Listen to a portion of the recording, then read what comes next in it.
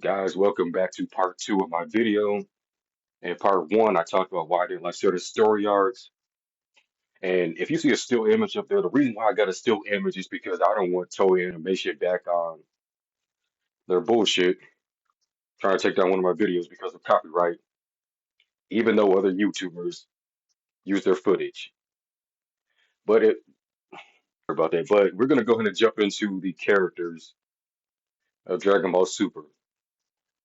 So without further ado, let's go ahead and start with the man, the myth, the kind of legend, the one everybody loves, Vegeta. So, Vegeta is not really one of my favorite characters. I know a lot of people are going to be shocked to hear that, but to be honest with you, Vegeta, he's a fan favorite. And Z, in my opinion, Toriyama did him justice with his character arc. Him starting out as a barbaric Saiyan savage, to him being humbled by Frieza, how cocky he was in the Cell arc, to the Majin Buu arc, where his character finally was fully complete. And then we have the Vegeta in Super. Now, why did I skip GT? Because Dragon Ball GT is an alternate story. No, GT is not a sequel to Super, and if it was, then they would have retconned it. You'll probably get God Super Saiyan 4 times 20. But anyway, so when it comes to Vegeta, the one thing I remember about his character arc was admitting that Goku was number one. Now that was a pivotal point in his character because it's showing how much Vegeta has grown over the series. And even in GT, we got to see how much he's matured. Now I didn't like how in GT all the cast had jobbed out because if your name isn't Goku, then it isn't your time. But besides that, with Vegeta, his overall development in Z is the reason why so many people like this character.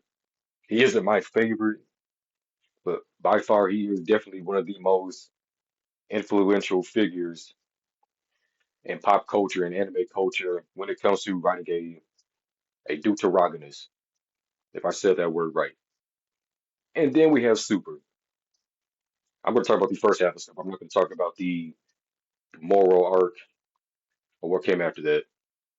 So with Vegeta and Super in the first half of it, he sort of has this GT Vegeta feeling to him. You know, he's a family man now.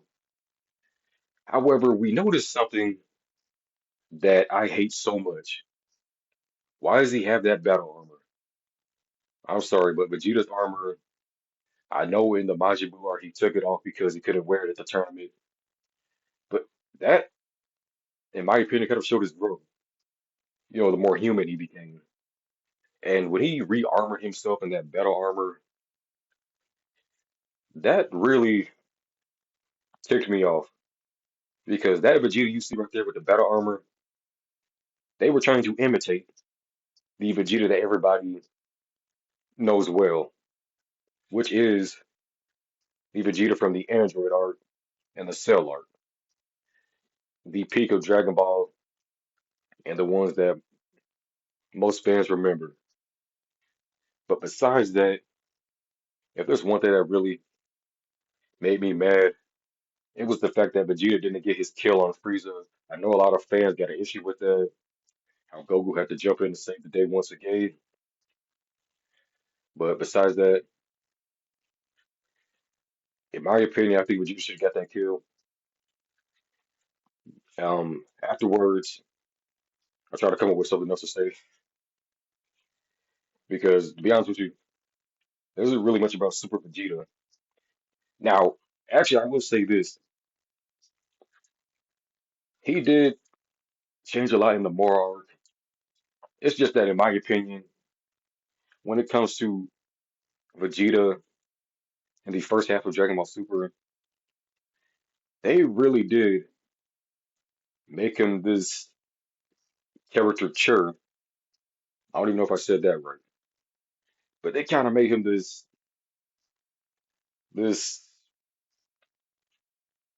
how do I put this into words? A soul of his former self or something like that. How Vegeta was basically always going to be Goku's number two.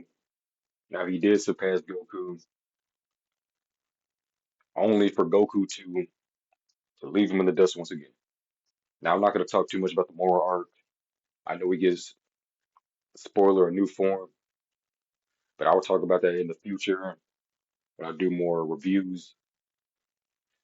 But besides that, let's go ahead and jump into another character. Now Gohan's kind of a tricky one. Basically, with the release of Dragon Ball Superhero, we got his new form, which a lot of fans like. And besides that,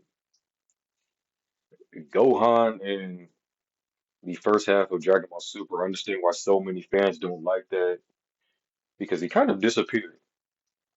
Yeah, in Resurrection F, we had that whole thing with his stupid tracksuit. But to be honest with you, I kind of liked it because it kind of showed how, or it showed what happens if you don't train yourself and if you slack off. You sort of become a joke. And I like that about Gohan right there because he realized that he had to continue training to catch up with everybody else. So then determined the power.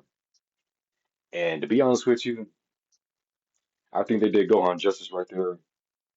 Even though he didn't get a new form or anything, we saw him and Piccolo work together. And then Dragon Ball Superhero had happened.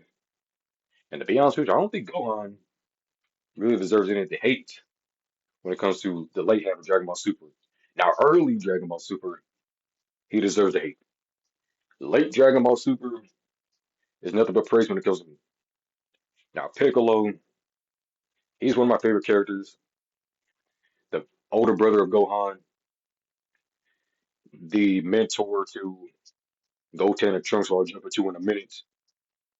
To be honest with Piccolo, I mean, I know characters like him are used to being sidelined. Him, Tien, Yamcha, Krillin got something to do. Chaozu doesn't exist anymore. But with Piccolo, I didn't really mind that he was kind of sidelined because I know they had to introduce a lot of other characters. But besides that, we got a new form for Piccolo in the Dragon Ball Superhero movie. So there's that. So for all you Piccolo fans that are out there, you should be proud. I know Chris Sabat was proud. I really do hope I can meet him in person one day. Now, Goten and Trunks and the next generation. I was hoping that they would be teenagers in Dragon Ball Super, but I understand they had to keep it familiar with the audience that they had before. They didn't want to change too much like GT did, so they had to keep it safe. And then Goku. A lot of people talk about how they dumbed down Goku's character. And to that, I have to say, yes, Dragon Ball Super Goku is not the Z Goku or the Dragon Ball Goku or even the GT Goku. Dragon Ball Super's version of Goku is what happens when you take Japanese version of Goku and turn it up to 1,000 plus of stupidity. But besides that, yeah, Goku and Super definitely got on my nerves. With him being a battle genius and asking what meditation is in the Dragon Ball Superhero movie. And I noticed how they kind of switched Goku and Vegeta around. How Vegeta became this battle expert and Goku became this sort of stupider version of himself. And how Whis was making up lies, how Goku lets his guard down. Goku doesn't let his guard down. However, Vegeta is the one that lets his guard down. You see there, they switched that, and they didn't think we would notice. But that's about it for this video. Let me know what y'all think about the characters. And just comment down below if I got anything wrong. And what are your thoughts on Dragon Ball Super? Does it still deserve the hate? What characters do you think weren't done right? Anyway, this is me signing out once again.